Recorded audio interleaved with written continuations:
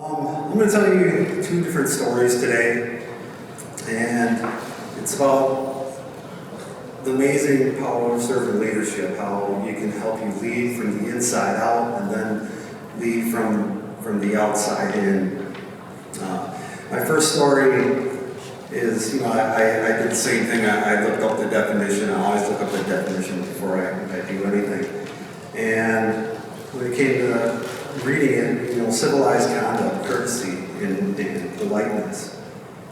And when I read that, I was like, oh my God, this is the theme of my book. This is the underlying theme of my book. Servant leadership from the middle. And I wrote the book because I realized, when you look at, sorry for my high-tech stuff here. So if you look at the hierarchy in an organization, you can see, who's at the top, who's at the bottom, who is in charge of what. But when you flip it around and you see the number of people that are affected by this, you can see on the bottom, that's a community, right?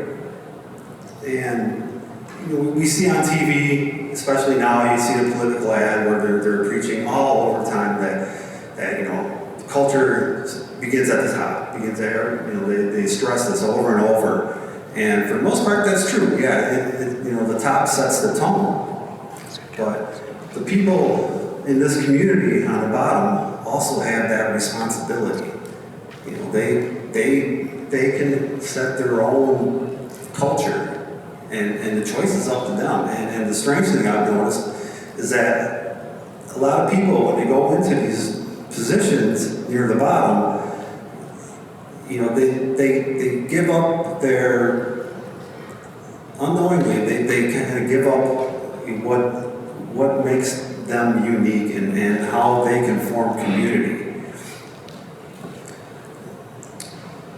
So in culture, it kind of comes down to, it's the unwritten handbook, employee handbook. And it's very important that when we teach our leaders and our supervisors on this lower level, that they have this great responsibility. They have all these people, they can form that community, and that's what I write about in the book. How do we get these people to realize this, that they have this awesome opportunity. And so the second one is from the outside in. And this is a pretty interesting story because earlier this summer, I think it was in May, I attended a service for someone who passed away, a dear friend of mine, and his family donated a teepee to this arboretum. And so they had a little service, and they had a gentleman from the Potawatomi come and speak.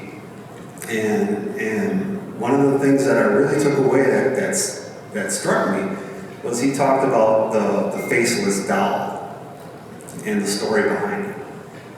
And so what it was is the creator and the corn had this conversation. The creator asked corn, what can I do for you? What can I do to help you? And corn says, well, we need to let more people know about the goodness of corn.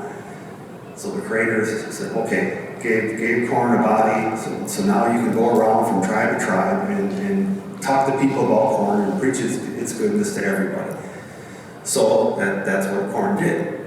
Corn was going around and playing with the children and letting all the people know about the goodness of corn and what it can do and all the benefits. So the corn was supposed to meet with the creator, but on the way, she happened to look down in a puddle and she realized how beautiful she was. So she stood there and she was just looking at herself. And so she was late with her meeting with the creator. And so the creator was upset about this. He says, hey, this isn't about you. You're supposed to be out there, talking about the corn, the goodness of the corn. And so she said, and the creator says, if this happens again, there will be a great punishment. So corn went back out and was doing her thing. And when she came time around to meet with the creator again, she saw her reflection in the puddle, and she stopped and she was looking at herself. And so this upset the Creator greatly, and her punishment was that he took her face away and he shrunk her down. And so that, and that's what the Native Americans tell their children, the story, as they teach them how to make this doll.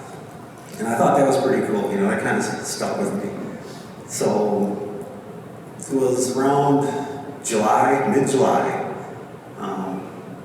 I knew I had a bunch of, book signings coming up and speaking engagements. And I was at work one day, and one of my teeth in my front bridge broke. A little piece came off. And I started freaking out. I was like, oh geez, I got all this stuff I gotta do, people are, I gotta present myself decent for pictures. And so I made a dentist appointment right away, to try and, fix this situation. So I get to the dentist and I'm sitting in the chair and he said, well, I'm gonna take my drill and I'm gonna, shave off the sharp edges so, everything's okay. And I said, well, do you think you can shave off the other tooth and kind of make it even? He said, well, I could do that, but if we do, it might jeopardize, the integrity of the whole bridge, and then you might have more issues later, until you get this thing fixed. And it was at that moment, sitting in the chair, that I realized, it's like, okay, one, I'm going down a rabbit hole that I really don't think I want to go down. And then, two, guess what image popped in my head when I was sitting in that chair? Oops. No, not Google Maps. Face of style popped in my head.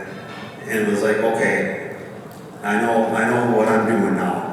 It's not, leadership is not about vanity. It's about serving people. And so that kind of shows you how, civility, comes from the inside out and the outside in. And that's the beauty of servant leadership.